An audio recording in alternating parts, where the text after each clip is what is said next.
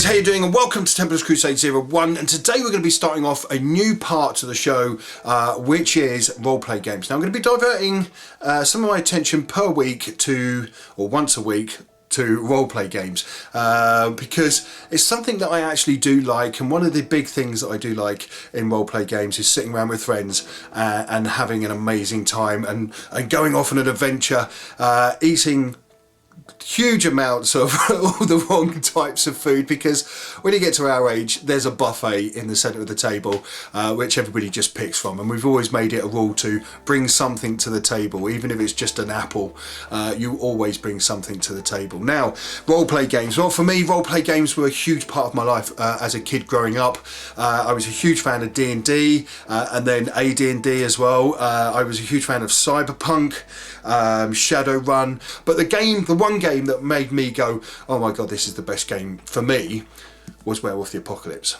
Now, Werewolf the Apocalypse has been one of these amazing games that really sort of came to my attention when I was younger, and I mostly GM'd it, and I wish I played more in it, but I was GMing it. Now, this is the 20th anniversary edition of Werewolf the Apocalypse. I've been playing this with a few friends of mine for like maybe 4 or 5 months now, and I've got to say it's been exciting because they've never played it before, and where I've played it loads in the past, it was just tremendous to pick this up. Now this is the newest edition, this is the updated edition. They did a massive Kickstarter for this, and I really wish on Kickstarter that I jumped in on there, because they did a beautiful leather bounded book, and you could have got your name in it and stuff like that. I know that sounds a bit silly, but when you're a huge fan, you know, it's like being in Star Wars or something like that, and actually walking around on the sets.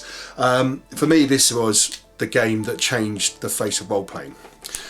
So, or any of the White Wolf, to be fair, was the game that changed the face of role playing for me. It made me look at the gaming genre in a totally different way, and it's inspired me even when I've been writing scripts for people and stuff like that.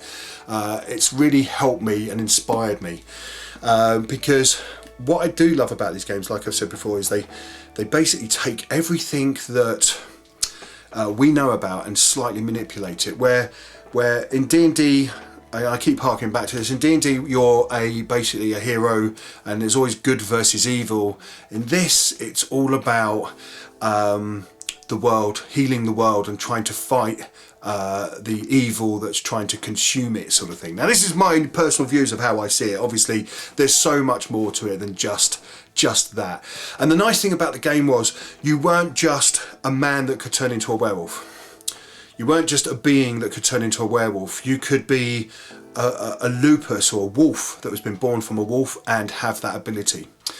You could be the mixture of 2 werewolves mating, which is a big no-no of course, and you become a metis, and you're born as a metis. That means you're born in the war form, which is Krynos, and that's the form that you're in until you learn how to change to human and stuff like that. And there was all some kind of deformity, but the nice thing about it was you weren't just a man that could walk the mundane world. You weren't just a werewolf that could walk the mundane world. You were a creature born from 2 different worlds. You had the mundane world, which was your human, and then you had the spiritual realm, which you could wander into, and that was the Umbra, the Near Umbra, the Penumbra, and the Umbra, so to speak, the Deep Umbra, which was fantastic because then you had communication with all these spirits. So you weren't just stuck in a game where you were just wandering around, sort of tooth and claw fighting and stuff like that. You could actually solve problems in the real world that happen in the real world in the spiritual world, and wander around there. And it, you know, these were mirror images of our real world, but slightly warped and corrupted or changed and stuff like that, depending where you were.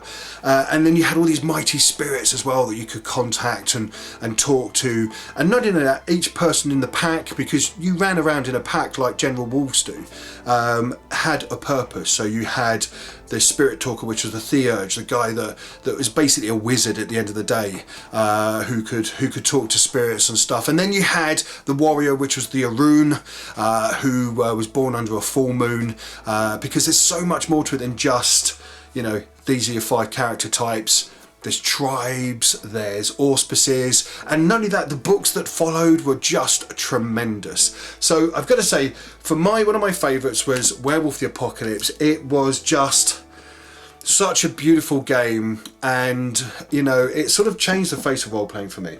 It changed my whole opinion on role playing, because I was getting quite bored with the fantasy aspect, and I wanted something a little bit more. Now, since this has come out, or since Werewolf came out, I should say, there've been other versions of it. There's Werewolf in the Wild West, which is just amazing, and there's Victoria. I think there's a Victorian version maybe, and there's also, I know for a fact, there's like a few other different versions. But this was amazing, because we used to sit and play it with our music blaring away in the background to inspire, and nowadays it's just like a buffet in front of us. We'll be sitting around the table playing different tribes and all working to solve problems and stuff like that, and save Gaia and humanity as much as possible, all working up to the end when the apocalypse comes, and we know that there's going to be that major fight. Now, I've managed to get hold of all the series, so at the moment we're doing all the books for Werewolf, I should say, and so we're slowly going through the adventures. We're just now at the Valkenburg